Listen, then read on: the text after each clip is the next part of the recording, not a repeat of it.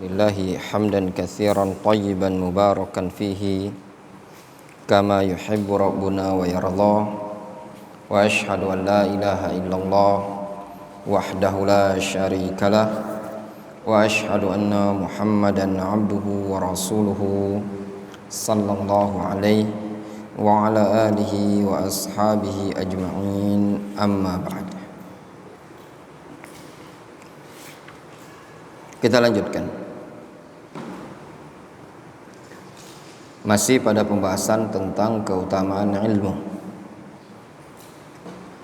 Disebutkan dalam hadis annahu tariqul jannah, kama dalla ala dzalika haditsu Abi Hurairah radhiyallahu anhu anna Rasulullah sallallahu alaihi wasallam qala man salaka tariqan yaltamisu fihi ilman sahhalallahu lahu bihi tariqan ilal jannah. Rawahu Muslim. Terakhir sampai poin itu ya. Kemudian kita masuk pada poin yang ke-10 dari keutamaan ilmu, fadhail al-ilm. Ma jaa fi hadithi Muawiyah radhiyallahu anhu qala Rasulullah sallallahu alaihi wasallam man yuridillahu bihi khairan yufaqqihu fid din. Diriwayatkan dalam hadis dari sahabat Muawiyah radhiyallahu anhu, Rasulullah sallallahu alaihi wasallam beliau bersabda, man yuridillahu bihi khairan yufaqqihu fid din. Barang siapa yang Allah Subhanahu wa taala inginkan kebaikan dengannya, niscaya Allah Subhanahu wa taala akan memahamkan dia urusan agama ini. Ayyaj'alahu faqihan fi dinillahi azza wajalla. Maknanya Allah jadikan dia orang yang faqih, orang yang faham dalam urusan agama Allah. Maknanya orang yang Allah inginkan kebaikan, maka pasti Allah akan fahamkan dia urusan agama. Ketika orang tersebut tidak diinginkan kebaikan oleh Allah, maka dia dibuat jauh dari ilmu agama ini tadi. Dia dibuat bodoh dari syariat Allah Subhanahu wa taala. Tatkala seseorang semakin berilmu, semakin faham tentang syariat Allah Subhanahu wa taala, maka akan semakin besar kebaikan yang akan dia dapat dan kebaikan yang akan dia raih. Kata Syekh Ibnu Utsaimin rahimahullahu taala, ayyaj'aluhu faqihan fi dinillahi azza wa jalla. Wal fiqhu fid din laisa al maqsudu bihi fiqh al ahkamil amaliyah al makhsusah inda ahli ilm bi ilmi al fiqh faqat. Sedangkan makna dari fiqhu fid din bukanlah yang dimaksudkan dengannya semata-mata memahami hukum-hukum amaliyah yang khusus di kalangan ahlul ilm, dikenal dengan ilmu fikih, bukan. Walakinnal maqsuda bihi huwa ilmu tauhid. Akan tetapi yang dimaksudkan dengannya adalah ilmu tauhid wa usuluddin, ilmu yang berkaitan dengan usuluddin, wa ma yata'allaq bi syari'atillahi azza wa jalla, dan yang berkaitan dengan syariat Allah Subhanahu wa taala. Sehingga maknanya tatkala orang tersebut dimudahkan oleh Allah Subhanahu wa taala untuk memahami ilmu tauhid, ilmu usuluddin, ilmu syariah, maka petanda orang tersebut Allah inginkan kebaikan padanya. Demikian sebaliknya, tatkala orang tersebut tidak dimudahkan oleh Allah Azza wa Jalla untuk belajar tauhid, tidak dimudahkan untuk belajar ulumus syariah, tidak dimudahkan untuk memahami agama Allah Azza wa Jalla ini tadi, maka petanda orang tersebut tidak Allah inginkan kebaikan pada dirinya. Sehingga al-khair, kebaikan itu ada pada syariat, ada pada agama. Semakin seseorang memiliki ilmu, semakin seseorang terbuka bagi dia jalan-jalan ilmu syar'i ini tadi, berarti jalan-jalan kebaikan akan semakin terbuka bagi dia. Kenapa ya ikhwah? Kenapa ya thalabul ilm? Bahwasannya hanya dengan ilmu syariah seluruh pintu kebaikan akan terbuka. Karena kita hidup di dunia ini tadi tidak lepas dari ketentuan-ketentuan Allah Subhanahu wa taala.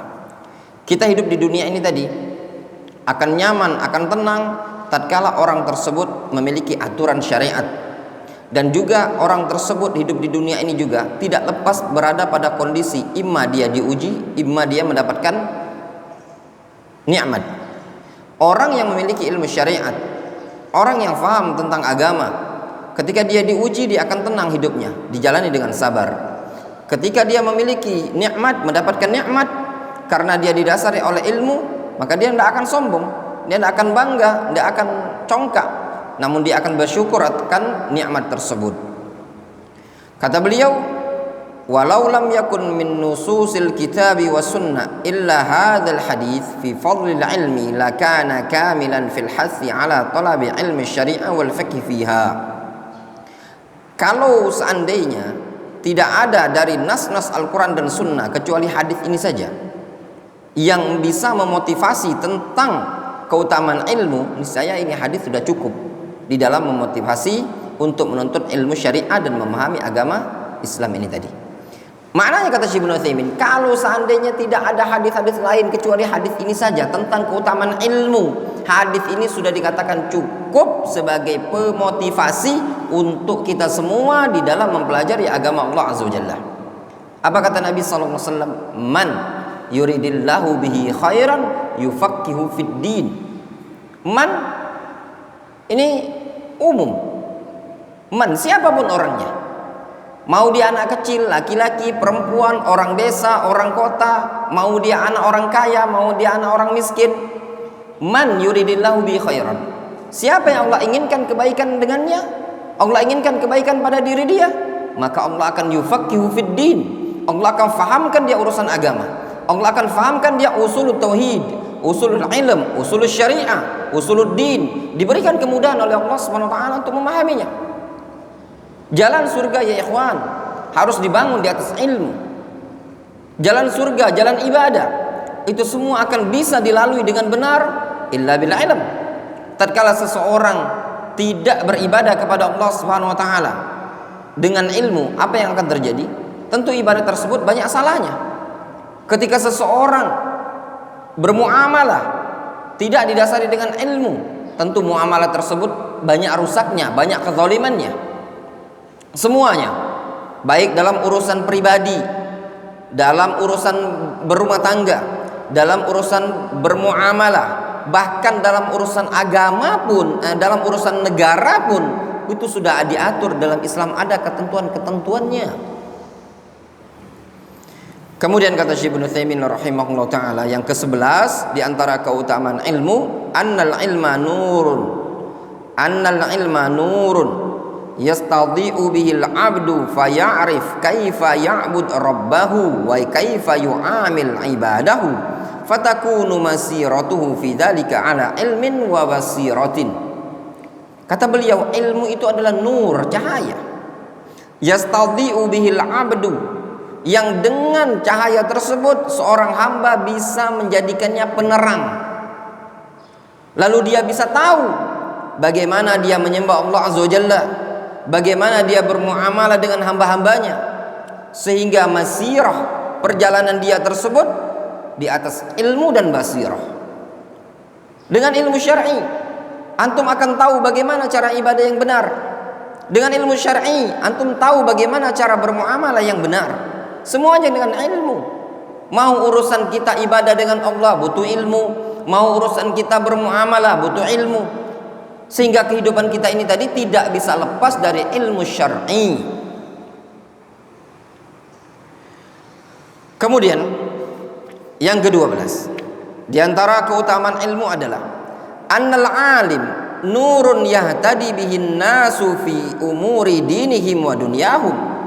Bahwasannya seorang alim adalah cahaya yang bisa dijadikan petunjuk bagi umat manusia di dalam urusan agama mereka dan dunia mereka. Seorang alim, pembimbing, penuntun bagi umat manusia dalam perkara-perkara dunia ataupun perkara-perkara agama. Kalau perkara agama itu jelas ya ikhwan, pasti dan pasti kita butuh bimbingan kepada seorang alim. Sehingga orang yang berilmu, yang memiliki ilmu syar'i, dia akan menjadi marji'iyah, menjadi marji', rujukan bagi umat, rujukan bagi kaum muslimin. Namun mungkin yang jadi permasalahan pertanyaan di kalangan kita, apakah orang yang berilmu tersebut bisa menjadi marji' dalam perkara-perkara dunia? Fal jawabu na'am, iya. Sebagaimana tadi yang kita bilang, betapa banyaknya kita jumpai ikhwan-ikhwan yang perkara-perkara dunianya menggunakan ahlul ilm. Ya apa enggak? Lihat dalam dunia bisnis itu buka perumahan syariah, ada ustadz yang mensupport, dia ada pembimbingnya. Ya apa enggak?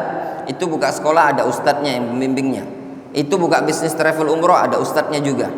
Itu buka coupling juga, ada ustadznya juga. Ya apa tidak? Banyak perkara-perkara muamalah yang syar'iyah, kalau ingin betul muamalahnya, di belakangnya biasanya ada pembimbing ustadznya.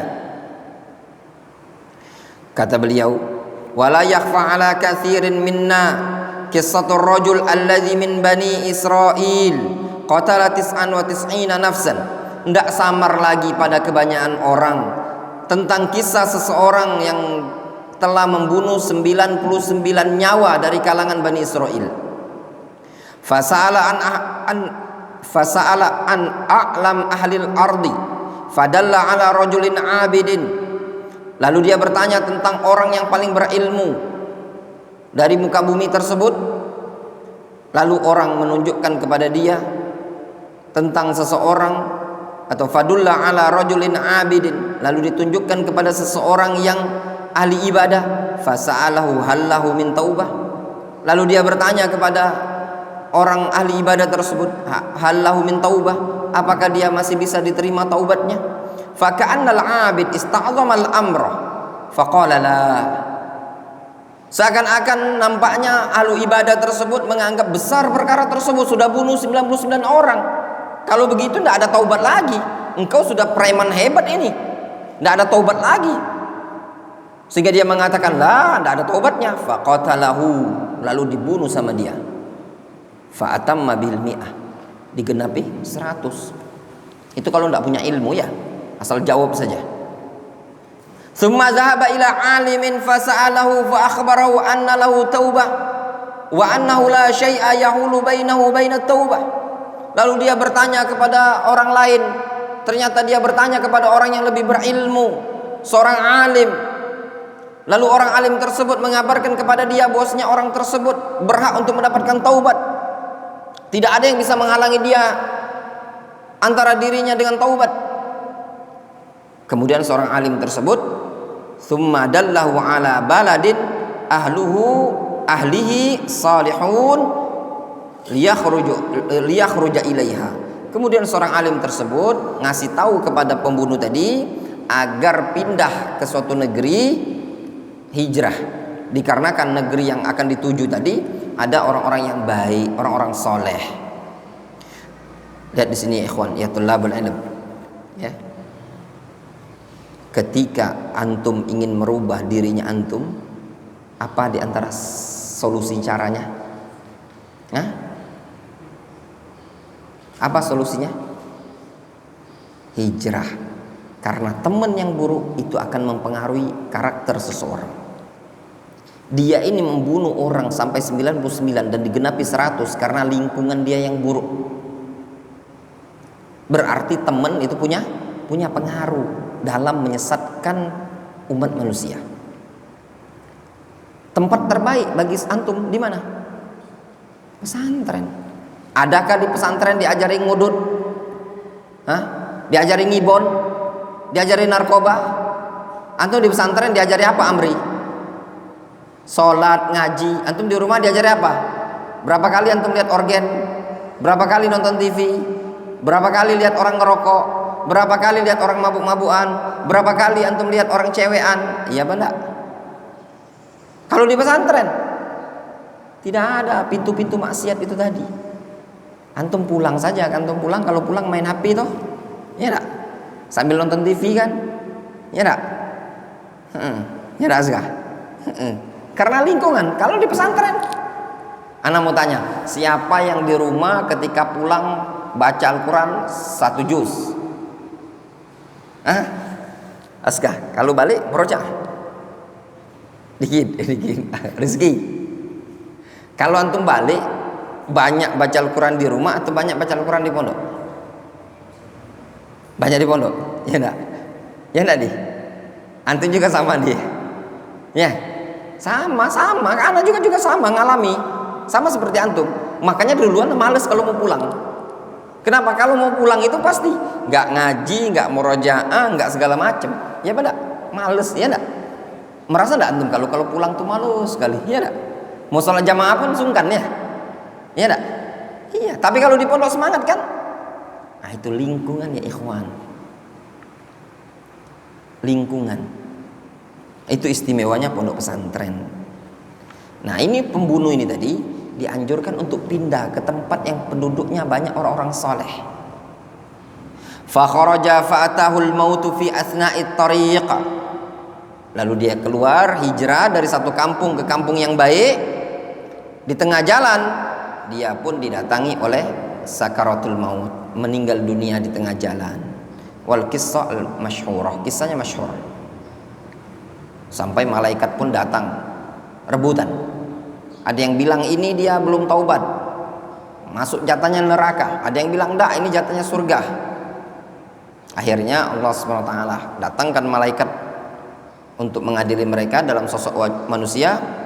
Diukurlah jaraknya, mana yang lebih dekat. Ternyata lebih dekat ke wilayah yang hijrahnya, sehingga dia diikutkan bersama malaikat rahmat di golongan orang-orang yang bertaubat. Fangzur al-farqa bainal alim wal jahil.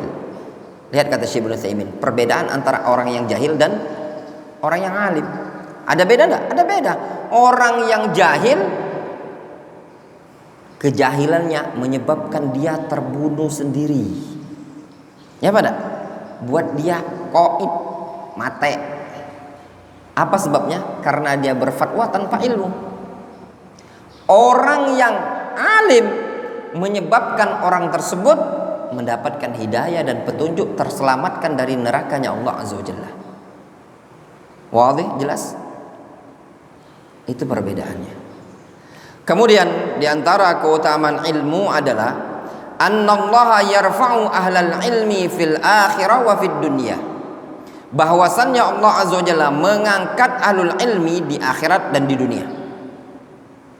Amma fil akhirah fa innallaha yarfa'uhum darajatin bihasabi ma qamu bihi minad da'wa ila Allah Azza wa Jalla wal amal bima alimu.